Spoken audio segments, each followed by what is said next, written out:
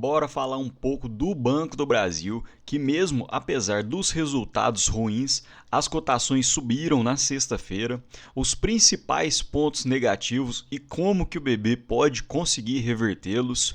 E você compraria Banco do Brasil por R$ 6,50? Guarda esse número que eu quero mostrar alguns detalhes para você. Vamos mostrar também algumas projeções de 20% de proventos para o futuro do Banco do Brasil. Olá pessoal, meu nome é Rafael, falo do canal Ponto de Investimentos Sem Enrolação. Bora lá? Então, só para recapitular alguns destaques do segundo TRI de 2025, o próprio Banco do Brasil fala que esse é um ano de ajuste para poder retomar a rentabilidade. E o lucro líquido ficou na casa de 3,8 bilhões, uma queda de 48% tri por tri e de mais de 60% na ótica anual. O custo do crédito também aumentou de forma significativa, em 56% tri por tri. A margem financeira bruta, que é a forma como o banco ganha dinheiro emprestando a juros, aumentou em 4,9%. As receitas de prestação de serviços aumentaram também em 4,7%. As despesas administrativas ficaram praticamente em linha, uma alta de 1,9%. E mesmo após esse resultado tão ruim, o Banco do Brasil subiu na cotação. Na última sexta-feira, ele fechou o pregão com 4,93% de alta. E eu achei essa postagem do Leandro Siqueira, que tem um Instagram, leandro.varos, muito interessante, em que ele cita que 80% das ações em circulação do Banco do Brasil estão nas mãos de pessoas físicas e de investidores estrangeiros, e não de institucionais. E esse é um fator muito interessante, visto que investidores institucionais, por exemplo, fundos, eles têm algumas metas que são semestrais. Então, o fundo tem que prestar conta a cada 6 meses para poder receber alguns proventos, para poder receber algumas bonificações do próprio fundo. Então, os institucionais têm algumas pressões que pessoas físicas e estrangeiros não sofrem. Então, muitas pessoas físicas e estrangeiros estavam aguardando os resultados do segundo TRI de 2025, achando que ia cair de uma forma demasiada para poder comprar no dia seguinte. E quando isso aconteceu, foi muita expectativa. E no dia seguinte, no momento em que as pessoas físicas e institucionais foram às compras, as cotações subiram. E realmente esse fato citado pelo Leandro se confirma, que hoje 49,6% das ações do BB encontram-se em circulação e 50% nas mãos da União, e do total 23,3% é de capital estrangeiro, enquanto 26,3% é de capital no país. E um detalhe interessante é que 99% dos acionistas são pessoas físicas, 1,5 milhão de acionistas no Banco do Brasil. E aqui uma parte do relatório do pessoal da Genial Investimentos, que esperava um lucro na casa dos 5 bi, o mercado esperava um lucro na casa dos 5,2 bi e o Banco do Brasil reportou cerca de 3,78 bilhões. E alguns destaques negativos foram o ROI, que recuou para 8,2%, uma queda de 7,5% tri por tri e de 12,8% ano contra ano. E os principais fatores negativos foram a inadimplência persistente no agronegócio, que atingiu 3,49%. A carteira de crédito realmente deteriorou muito, porque agora também está atingindo a inadimplência em pessoa física e pequenas e médias empresas. O custo do crédito também saltou 104% ano contra ano e 57% tri por tri, o que acaba diminuindo as margens do Banco do Brasil, porque se em um determinado período o Banco do Brasil pegava empréstimo a 80% do CDI e emprestava numa faixa maior, ele detinha uma certa margem de lucratividade, mas como o custo de crédito aumentou de uma forma muito grande, hoje o nível de lucratividade do Banco do Brasil acaba sendo comprimido. Outro ponto é a resolução 4966, que exigiu algumas mudanças contábeis. Já falei sobre isso em vários vídeos do canal. E se antes o mercado estava projetando uma inadimplência muito alta no agro, agora a preocupação também encontra-se em pessoa física e pessoa jurídica.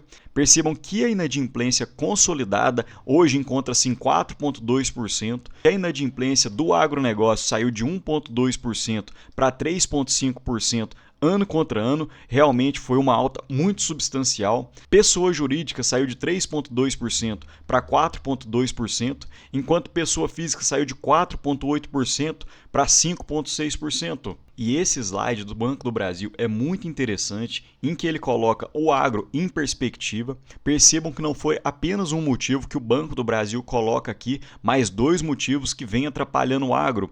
A alta da Selic, que saiu de 2% para 15%, e o preço da soja, que durante a pandemia e a guerra da Ucrânia subiu de R$ 153 para R$ 182. Nesse período, a inadimplência saltou de 1% para 0,52%. E depois desse período, o preço da soja caiu de R$ 182 para R$ 134, enquanto nesse período a inadimplência aumentou de 0,52 para 3,49. Outros pontos interessantes foi o aumento da carteira de crédito do Banco do Brasil no setor de agro, que saiu de 191 bilhões para 404 bilhões. E nesse período, o BB perdeu o market share de 54% para 49,4%, porém ainda é absoluto no quesito agronegócio. E o BB espera agora uma neutralidade climática que pode fazer uma melhor produtividade. Falando agora sobre o saldo da inadimplência de 90 dias, saiu de 8,7 bilhões para 12,73 bilhões. E o BB destaca que 90% da inadimplência das recuperações judiciais encontra-se coberto por garantia, porém essa é uma fatia ainda pequena, menos de 20% da inadimplência total. E o BB destaca que dos 20 mil clientes, 74% nunca haviam ficado inadimplentes até 2023. Outro ponto que tem machucado muito a carteira de crédito do BB são pequenas e médias empresas, principalmente causado pela elevação da Selic, que saiu de 2% para 15% no período de apenas 4 a 5 anos. Então, a carteira de crédito do BB também saiu de 80 bilhões para 121 bilhões. E agora a inadimplência encontra-se na casa dos 4%. Então, no momento em que a Selic começar a baixar, porque com certeza não deve ficar nessa faixa por muito tempo ainda, no momento em que a Selic conseguir arrefecer, consequentemente, isso melhora a economia no geral e tende a ser menor a inadimplência. Outro ponto de destaque do pessoal da Genial Investimentos foi o ROI de 8,2%, uma queda tri por tri de 7,5 pontos percentuais e de 12,8 pontos percentuais ano contra ano. Porém, isso não é novidade no Banco do Brasil. Já aconteceu em 2016, que o ROI caiu para 8,8%. Na pandemia também caiu para 12%. E nesse mesmo período, o banco conseguiu se recuperar apenas um ano depois. E ainda nesse gráfico, a gente pode ver que já aconteceram outras quedas com o Banco do Brasil, em meados de 2012 e 2013, que o lucro caiu cerca de 10%. Em 2015 a 2016, no impeachment, o lucro caiu cerca de 38% e logo no ano seguinte já se recuperou. Em 2019, a mesma coisa, uma queda de 22%, um ROI de 12%, e no ano seguinte já se recuperou. E atualmente, em 2024, o BB saiu do lucro de 37,9 bi, deve cair para a faixa de 21 bilhões em 2025, o que é uma queda de 45% no lucro. E percebam que a última vez que o ROI do Banco do Brasil ficou em 8% foi em 2016, e nesse período o Banco do Brasil encontrava-se numa cotação de 6,50, e essa seria a cotação padrão, sem ajuste por provento, a cotação que você via em tela. E após esse período, o Banco do Brasil chegou a subir a R$ 25, depois uma queda na pandemia, novamente chegou próximo dos R$ 30 e hoje encontra-se nessa faixa de R$ 20. E outro ponto que converge para um resultado próximo do que havia ocorrido em meados de 2015 e 2016 é o indicador de preço sobre valor patrimonial, que antes da alta de 2016 o BB encontrava-se na faixa do 0,6 e atualmente também encontra-se na faixa do 0,65. E olhando por esse estudo que analisou os últimos pregões desde os anos 2000, o Banco do Brasil ficou cotado com um preço sobre valor patrimonial entre 0,6 e 0,7 em apenas 8,7% dos pregões, e entre 0,5 e 0,6 em 3,33% dos pregões. E se você tivesse comprado o BB nessas cotações, nos anos 2000 você teria tido um retorno após 12 meses de 23%, em 2001 de 23%, em 2016 de 158%, em 2020 de 21%, em 2021 de 60% e em 2022 de 63%. E se você tivesse comprado nesse preço sobre valor patrimonial, o retorno após 36 meses ficaria girando na faixa de 85%, 300%, 269%, 113%, 155% e 72%. Então não se ancorem no preço que você está vendo em tela.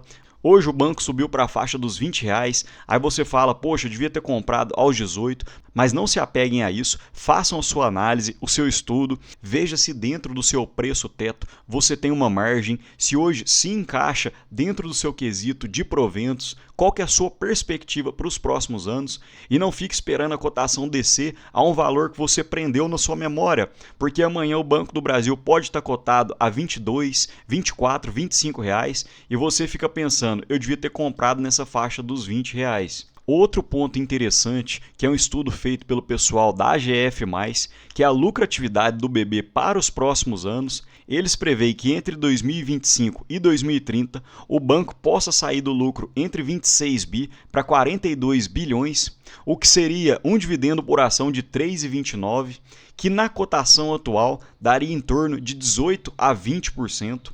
E eles ainda fazem uma estimativa que se você comprar o Banco do Brasil a R$19,90, em 2026 você pode receber cerca de 9,3% de proventos e isso vai crescendo até meados de 2030, em que o seu dividend yield ficaria na casa de 16,5%. Mas me conta aqui, pessoal, qual que é o movimento que você tem feito após essa divulgação de resultados? No momento eu ainda estou um pouco mais cauteloso, ainda estou olhando algumas outras oportunidades, mas também fiz aportes recentes no Banco do Brasil. No mais, deixo um ótimo dia para vocês e um abraço.